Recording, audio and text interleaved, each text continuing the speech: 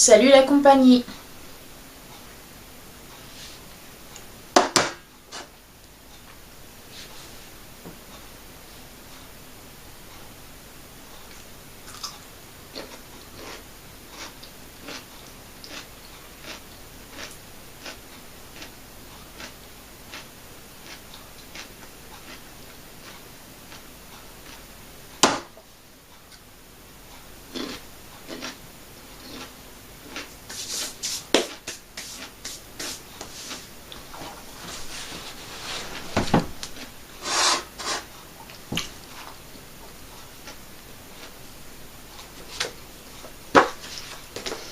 Bon, vous vous demandez sans doute ce que je trafique. Et non, je ne fais pas de placement de produits pour des cornichons ou de la pâte à tartiner bio au chocolat. Pas du tout. Mais si je vous dis des cornichons au chocolat, ça devrait vous faire penser à quelque chose. Bien, tout simplement, c'est un livre que j'ai lu il y a très longtemps, quand j'avais 11 ans. J'étais au collège en classe de 6e.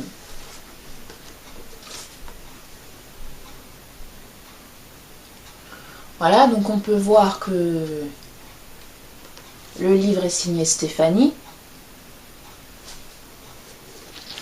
J'avais également une deuxième édition de ce livre que je n'ai pas retrouvée.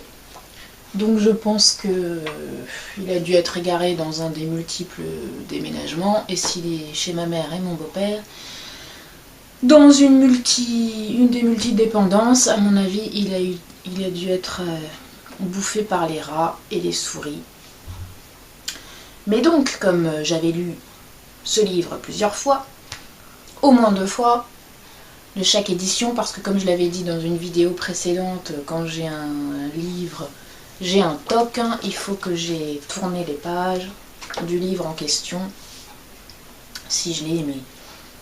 Je veux dire par là que si je prends un livre à la médiathèque, à la bibliothèque, et que j'ai beaucoup aimé ce livre, si un jour je l'achète, il faudra que je le relise pour avoir tourné les pages de ce propre livre, enfin le livre qui est à moi.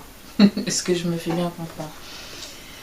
Donc du coup, n'ayant pas retrouvé l'autre édition des cornichons au chocolat de Stéphanie, et ben j'ai imprimé le livre tel qu'il était. Voilà.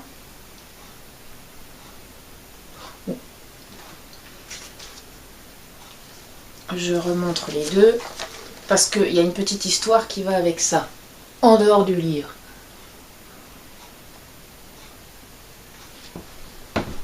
Donc je vais juste lire le résumé avant. Stéphanie a 13 ans, un chat confident nommé Garfunkel, du culot, des problèmes, parmi lesquels ses mauvaises notes à la ferme, entre parenthèses le lycée, et la mésentente de ses parents, un goût discutable pour les sandwichs aux cornichons et au chocolat, c'était pas mauvais d'ailleurs, une vision dérangeante sur les adultes et un style, une verve inimitable qui font de son journal un événement littéraire, un document sans précédent, authentique parce que non tronqué, sur le monde de l'adolescence. Voilà, donc en fait Stéphanie, elle commençait le livre. Enfin, je dis Stéphanie, elle, mais bon, je devrais pas dire ça maintenant, mais je vous dirai la suite après.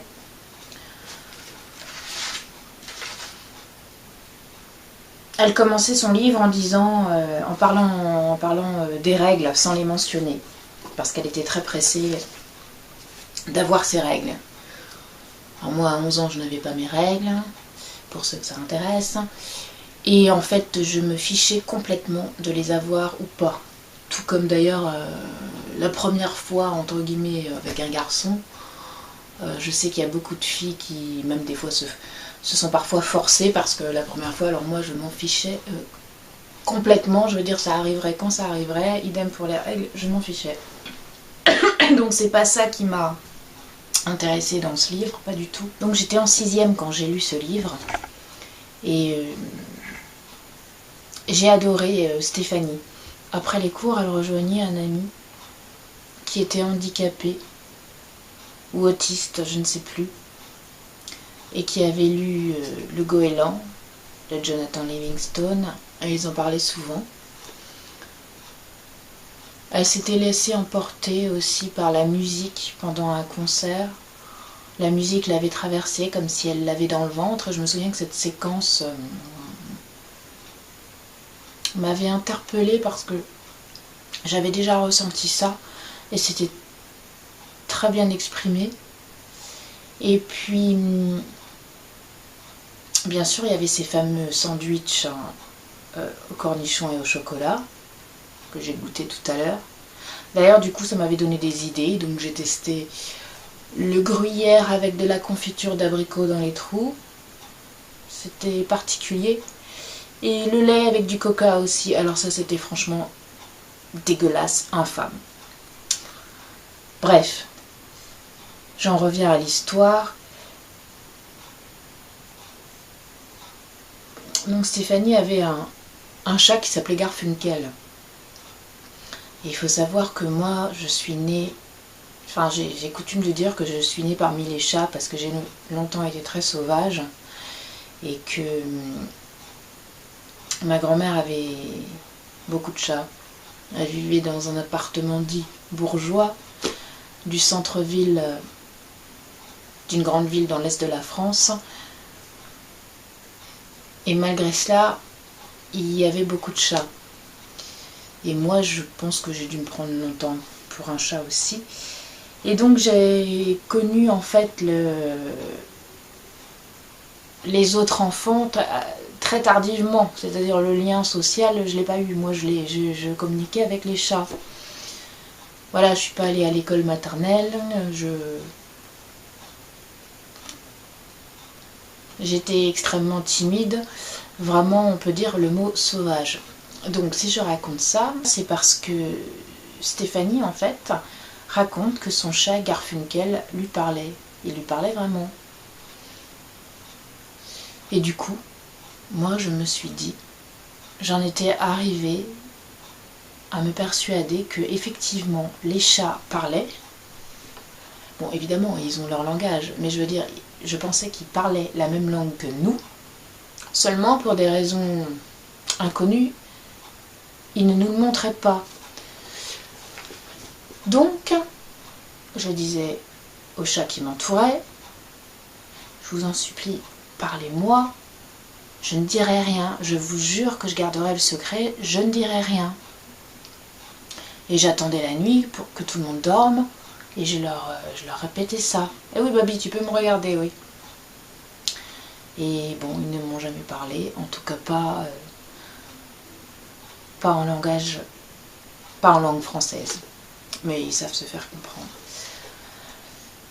Et donc Stéphanie avait un autre don aussi, c'est que quand elle n'aimait pas être quelque part, hein, elle se concentrait très très fort, extrêmement fort, et du coup elle arrivait à se retrouver dans cet endroit. Bon, c'est ce qu'on appelle le don d'ubiquité, le don que beaucoup de monde, le don que j'adorerais avoir. Et du coup, comme elle le faisait, je pensais que je pouvais y arriver aussi.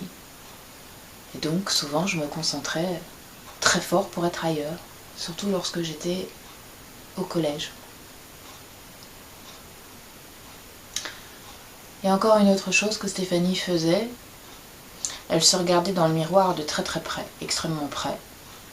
Et ça, je suppose que beaucoup de gens l'ont fait. Et c'est très bizarre effectivement de se regarder de très près dans le miroir et de voir le fond de sa pupille, parce qu'au bout d'un moment ça veut plus rien dire. C'est vrai, c'est bizarre les yeux en fait, de se noyer dans son propre regard. Et Stéphanie finissait par s'évanouir. Bon, moi je me suis jamais évanouie. Enfin, toujours est-il que cette Stéphanie, elle a pris énormément de place, et à la fin, quand j'ai terminé ce livre, j'étais complètement obsédée par cette fille. Peut-être parce que j'étais d'une timidité tellement maladive que j'avais du mal à communiquer avec les autres enfants. Je ne sais pas. Toujours est-il que c'est devenu une obsession à un moment donné. étant donné qu'il était précisé à la fin du livre que Stéphanie n'était pas forcément son prénom, que les lieux et les noms des gens avaient été changés par souci de... Enfin, pour protéger les personnes.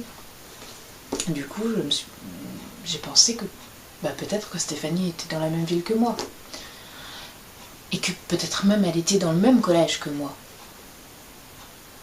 Bon, ce qui n'aurait pas été possible par rapport à la parution du livre, la date de parution du livre, mais enfin bon. J'étais vraiment dans cette obsession. Du coup, en cours, je n'arrivais plus à penser à autre chose qu'à ça. Et j'étais dans un collège, un grand collège, il y avait beaucoup de monde. Ça allait du primaire, il y avait des primaires dans cette cour d'école. Primaire, collège, et je sais pas, non, il ne devait pas y avoir le lycée, ça devait s'arrêter à la 3e quand même. Bon, enfin, du coup, ça en faisait du monde là-dedans. Et à chaque récréation, je regardais, je scrutais les visages, et j'essayais de retrouver Stéphanie. Mais bon, pour moi, Stéphanie, c'était cette fille. Et ce qui était étrange d'ailleurs, parce que quand on voit cette photo, je me disais que c'était pas la même fille, pas les mêmes cheveux, pas l'air d'être la même envergure, je sais pas. Enfin, en tout cas, je l'ai cherchée longtemps, Stéphanie. Elle a habité en moi. Et puis il y a eu un film ou un téléfilm d'ailleurs qui a été réalisé avec Alain Bachung dans le rôle du père. Des autres acteurs, je ne sais plus. Alors j'ai regardé, je suis même pas sûre de l'avoir regardé en entier. Je sais que... Enfin, je ne vais pas critiquer le film, d'autant plus si je ne l'ai pas regardé en entier. Ce que je sais, c'est que les quelques images que j'ai vues, d'autant plus que j'aime beaucoup Alain Bachung, mais ça correspondait pas aux images que je m'étais créées en lisant le livre, donc ça n'allait pas du tout. Donc j'ai préféré laisser ça de côté et garder mon propre film.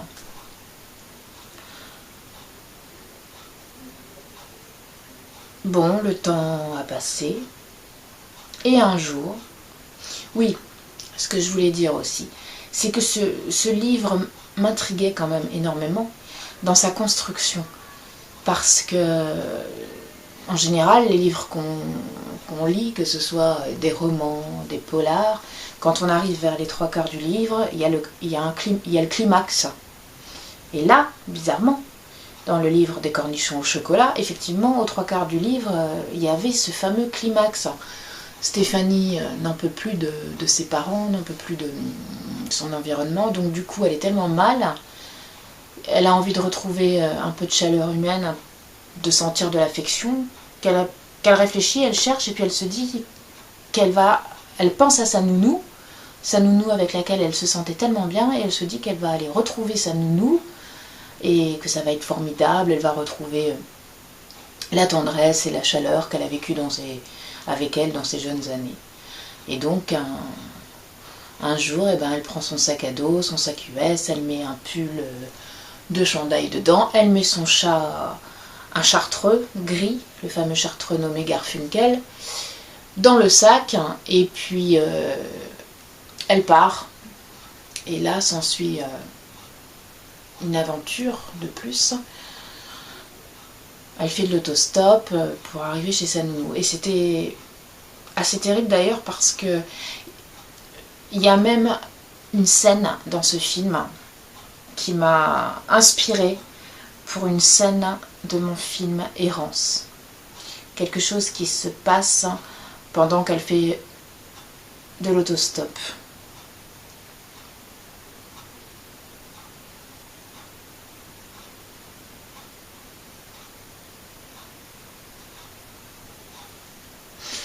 Et d'ailleurs, il y a vraiment des choses qui marquent, parce que je me rends compte qu'elle fait de l'autostop, il y a un gars qui la ramasse, Et à un moment donné, il s'arrête pour prendre de l'essence, je crois. Et elle fouille machinalement. Enfin. Et elle fouille dans la boîte à gants. Ou alors, peut-être qu'elle fouille pas, je sais plus, lui demande de prendre quelque chose dans la boîte à gants. Et en prenant des mouchoirs, je ne sais plus, elle sent un objet froid et métallique. Et en fait, c'est un revolver. Et il y a tout un paragraphe sur la mort. Ouais. Et bon, cette séquence dans le film m'a inspiré une séquence pour mon long métrage Errance. Comme quoi. Enfin, donc elle arrive au petit matin dans le village où habite sa nounou. Et évidemment, là c'est absolument terrible. Parce qu'on imagine toujours des choses dans la vie et puis finalement on imagine 1000 possibilités et ça ne se passe pas comme on l'a imaginé. Et pour Stéphanie, ça ne s'est pas passé du tout comme ça. Elle imaginait sonner chez sa nounou. Celle-ci la reconnaît, elle lui ouvre les bras. C'est les grandes retrouvailles. Tout va bien, elle la comprend instantanément. Eh bien, pas du tout. Elle est arrivée dans le petit matin gris et humide et pluvieux. Les chiens aboyaient, il faisait froid, elle était trempée. Le chat miaulait et lui griffait le dos dans le sac. Elle a du mal à trouver la maison. Et puis finalement, quand elle sonne, elle sonne. Son ancienne nounou finit par ouvrir la porte. Et puis, elle finit par la reconnaître, mais ce n'est pas du tout la réaction attendue par Stéphanie. Point d'embrassade chaleureuse, d'effusion, de tendresse. Non, l'ancienne nounou l'a fait entrer. Elle lui fait quand même un bol de lait chaud, mais elle se demande ce qu'elle fait là. Elle n'est pas particulièrement aimable. Donc voilà, grosse déception. Et puis Stéphanie finit par aller se coucher dans un lit humide où il fait froid, seule. Et en plus de ça, son chat, Garfunkel, se sauve. Et l'horreur, c'est qu'elle le retrouvera un petit peu plus tard sur la route, écrasé. Bon, là, j'en raconte un peu beaucoup. Mais oui, j'en reviens à ce que je disais précédemment, c'est-à-dire que ce qui m'avait quand même vraiment étonnée, c'était la construction de ce livre, parce que moi j'ai toujours écrit,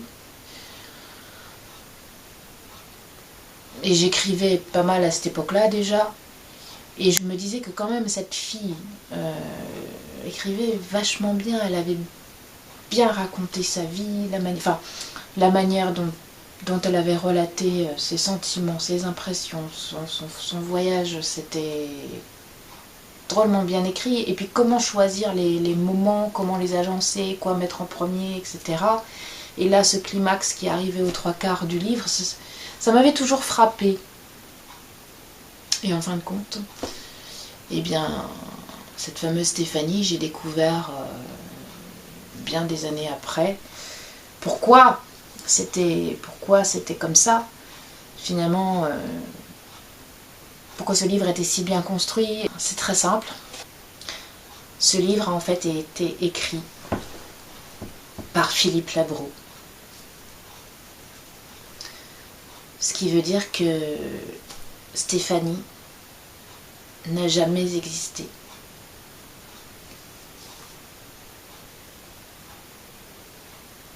La Stéphanie que j'ai cherchée éperdument à l'âge de 11 ans ou 12 ans n'a jamais existé.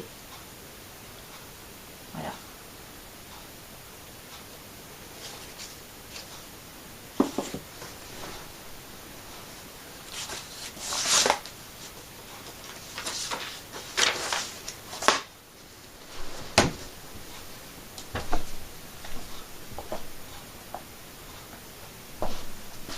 Bonne nuit. Il est 3 h du matin.